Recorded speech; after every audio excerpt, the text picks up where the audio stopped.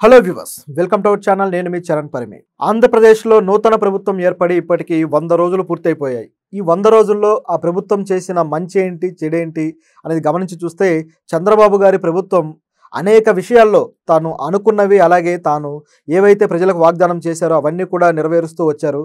ఇందులో మాత్రం ఖచ్చితంగా ప్రభుత్వం యొక్క చిత్తశుద్ధిని మెచ్చుకోవాలి. ఈ 100 రోజుల పరిపాలనలో ఈ సంకీర్ణ ప్రభుత్వం ఏదైతే జనసేన, టీడీపీ అలాగే బీజేపీ కలిసి ప్రభుత్వాన్ని ఏర్పాటు చేశారు.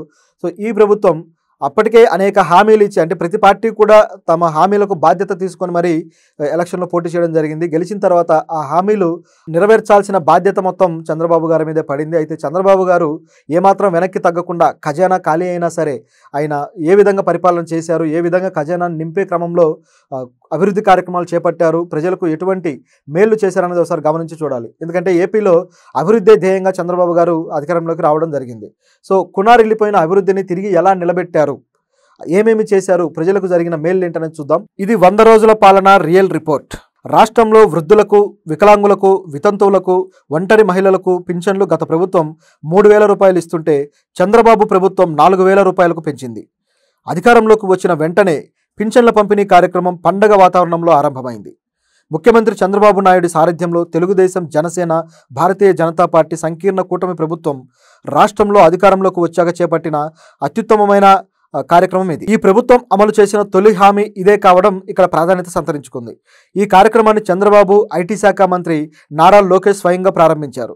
రాజధాని అమరావతి పరిధిలోని పెనమాకలో స్వయంగా అర్హులకు ఇళ్ల వద్దే పింఛన్ మొత్తాన్ని అందజేశారు. తెలుగుదేశం పార్టీకి చెందిన ఎమ్మెల్యేలు ఇందులో పాల్గొన్నారు. మేళ తాళాలు, డప్పు చప్పుళ్లతో పెనుమాకలో కోలాహలం నెలకొంది.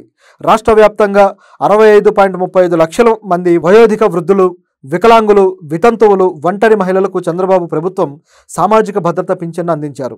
ముఖ్యమంత్రిగా చంద్రబాబు గారికి పరిపాలన కొత్త కాదు. 9 ఏళ్లు ఉమ్మడి ఆంధ్రప్రదేశ్ ముఖ్యమంత్రిగా, రాష్ట్ర విభజన తర్వాత ఏపీకి 5 ఏళ్లు ముఖ్యమంత్రిగా పనిచేశారు. సీఎంగా 14 ఏళ్ల అనుభవం ఉన్న ఆయన పనితీరు ఇప్పుడు కొత్తగా బేరుజు వేయాలని అనుకోలేం. కానీ ఈ 14 ఏళ్లు ఒక లెక్క, ఇప్పుడు జరుగుతున్న 5 ఏళ్ల పాలన ఒక లెక్క అన్నట్టుగా ఉంది. దీపావళి నుంచి 3 గ్యాస్ సిలిండర్లు ఉచితంగా ఇస్తామని ఇటీవలే తీపి కబురు కూడా చెప్పారు. ఏపీ కేబినెట్ మరో కీలక బిల్లుకు ఆమోదం తెలిపింది. గత ప్రభుత్వం తీసుకువచ్చిన ల్యాండ్ టైటిలింగ్ యాక్ట్ రద్దుకు ఆంధ్రప్రదేశ్ ప్రభుత్వ శాసనసభ ఆమోదించింది. దీంతో పాటుగా మరో కీలక బిల్లును ఏపీ కేబినెట్ ఆమోదించింది.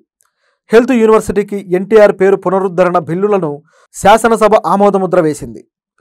వైసీపీ ప్రభుత్వం తీసుకొచ్చిన ల్యాండ్ టైటిలింగ్ యాక్టుని తాము అధికారంలోకి రాగానే రద్దు చేస్తామని కూటమి నేతలు హామీ ఇచ్చారు.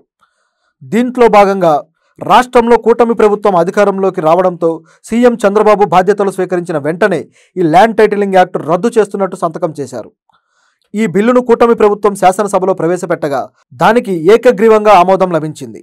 ఏది ఏమైనా చంద్రబాబు ఏపీ ప్రజలకు సంక్షేమ పథకాలను సమర్థవంతంగా అందిస్తూ ముందుకెళ్తున్నారు. రాష్ట్రాన్ని మరింత అభివృద్ధి దిశగా తీసుకువెళ్తున్నారు.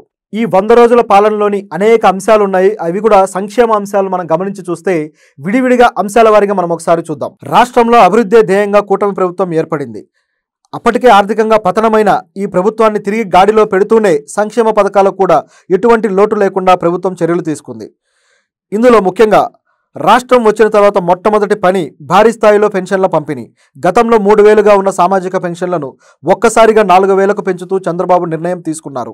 ఎన్నికల సమయంలో పెండింగ్లో ఉన్న 3 నెలలకు కూడా దీన్ని వర్తింపజేసి 7,000 చొప్పున లబ్ధిదారులకైతే ఈ పెన్షన్ అందించారు. గత ప్రభుత్వంలో ఒక్కసారి కూడా డిఎస్సి నోటిఫికేషన్ రాలేదు. కానీ చంద్రబాబు ప్రభుత్వం ఏర్పాటైన వెంటనే ముఖ్యమంత్రిగా సంతకాలు పెట్టిన మొదటి ఫైళ్లలో డిఎస్సి ఫైల్ కూడా ఒకటి. మెగా డిఎస్సి ఇస్తున్నామంటూ ఫైళ్లలో సంతకం చేశారు. 16,000 ఉద్యోగాలను ప్రకటిస్తూ నిరుద్యోగుల్లో వాళ్ళ భవిష్యత్తుకు భరోసా ఇచ్చింది.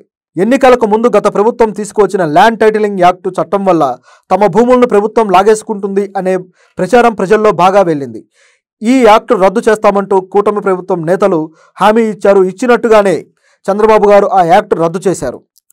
ఇవన్నీ ఒక ఎత్తు అయితే రాష్ట్రానికి కేంద్రం నుంచి తీసుకువచ్చిన నిధులు మరొక ఎత్తు. కేంద్రంలోని ఎన్డీఏ ప్రభుత్వం కూడా రాష్ట్ర ప్రభుత్వానికి ఎప్పుడూ లేనంతగా సహకారాన్ని అందించింది. అమరావతి నిర్మాణానికి బడ్జెట్లో 15,000 కోట్లు కేటాయించారు. ఇది మొదట్లో అప్పుగా అనుకున్నారు, కానీ గ్రాంట్గా ఇవ్వడం ప్రభుత్వ విజయమే. పోలవరం తొలి దశ నిర్మాణానికి 12,500 కోట్లు ఇవ్వడానికి కేంద్రం ఆమోదించింది. ఇది కూటమి ప్రభుత్వం సాధించిన అతిపెద్ద విజయం. కర్నూలు, కడప జిల్లాల్లో ఇండస్ట్రియల్ పార్క్స్కి 25,000 కోట్లు కేటాయించారు. కేంద్రం సహకారంతో ఫాక్స్కాన్ కంపెనీని ఎలక్ట్రానిక్స్ సెమీ కండక్టర్స్ తయారీకి ఒప్పించి తీసుకువచ్చారు చంద్రబాబు గారు. టాటా కంపెనీని ఐటీ ఎలక్ట్రానిక్స్ రంగంలో ఉత్పత్తుల కోసం తీసుకువచ్చారు. హెచ్సిఎల్ విస్తరణ చేసి దాదాపు 15,000 ఉద్యోగాలు కల్పించడానికి ప్రభుత్వం రంగం సిద్ధం చేసింది. ప్రైవేటు రంగంలో ఇవన్నీ భారీ స్థాయిలో ఉపాధి కల్పనకు తోడ్పడతాయి. ఎప్పటి నుంచో పెండింగ్లో ఉన్న గత ప్రభుత్వం అటకెక్కించిన విషయం ఏదన్నా ఉందంటే అది విశాఖ రైల్వే జోన్. దీనికి 52 ఎకరాలను పూర్తి హక్కులతో కేటాయించారు. ఇది కాక గత ప్రభుత్వం నిర్లక్ష్యం చేసిన అనేక బిల్లులను చెల్లింపు చేశారు. వీటిలో మొట్టమొదటిది, ప్రభుత్వం మీద ఆర్థిక భారం పెరిగినా సరే చేయగలిగింది ఏంటంటే ఆరోగ్యశ్రీ సేవలకు గత ప్రభుత్వం బిల్లులన్నీ బకాయిలు పెట్టింది. ఏ బిల్లులు చెల్లించలేదు. చివరికి ఆరోగ్యశ్రీ సేవలు ఏవైతే ఉన్నాయో అవి మేము అందించము అని చెప్పేసి ఆసుపత్రుల యాజమాన్యాలు కూడా ప్రకటించడం జరిగింది. అటువంటి తరుణంలో చంద్రబాబు గారు 700 కోట్లు ఆరోగ్యశ్రీకి బిల్లులు చెల్లించారు. గతంలో ఇసుక పాలసీ ప్రజలను నానా ఇబ్బందులు పెట్టింది. ఇసుక మాఫియా వీర విహారం చేసింది. కూటమి ప్రభుత్వం అధికారంలోకి వచ్చాక ఇసుకను ఉచితంగానే అందిస్తాము, కేవలం రవాణా ఛార్జీలు మాత్రమే వసూలు చేస్తాము అని చెప్పి అదేవిధంగా పథకాన్ని అయితే తీసుకురావడం జరిగింది. దీనివల్ల భవన నిర్మాణ కార్మికులకు ఉపాధి మళ్ళీ దొరికినట్టయింది. అలాగే పడకేసిన గ్రామ పంచాయతీలకు కూడా మహత్తరమైన మార్పును తీసుకొచ్చారు. ఉప ముఖ్యమంత్రి పవన్ కళ్యాణ్ పంచాయతీలకు కొత్త కళ తీసుకొచ్చాడు. ఒకేసారి 13,326 గ్రామాలకు గ్రామ సభలు నిర్వహించి వరల్డ్ రికార్డు సాధించారు. అలాగే మహిళలకు సూపర్ 6లో ప్రకటించినట్టుగా మహిళలకు ఉచిత బస్సు పథకం, దీన్ని అమలు చేయడం కోసం 1489 బస్సులను కొత్తగా కొనుగోలు చేసింది ప్రభుత్వం. త్వరలో ఈ పథకం కూడా రాబోతుంది.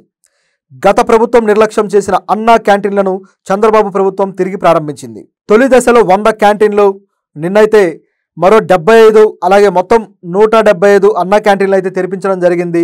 ఇంకా తెరిపించాల్సినవి ఉన్నాయో అవి కూడా చేస్తూ పోతున్నారు. ఇవన్నీ కూడా వలస కూలీలకు అదేవిధంగా రోజువారీ కూలీలకు ఆసరా అయ్యాయి.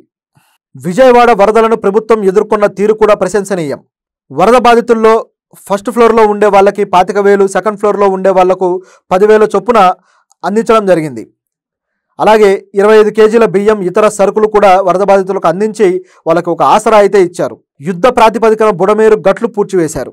ఇవన్నీ చంద్రబాబు గారి ప్రభుత్వంలో జరిగిన ప్రతిష్టాత్మకమైన విజయాలు. ఇందులో అభివృద్ధి కార్యక్రమాలు ఉన్నాయి, అలాగే సంక్షేమ కార్యక్రమాలు ఉన్నాయి.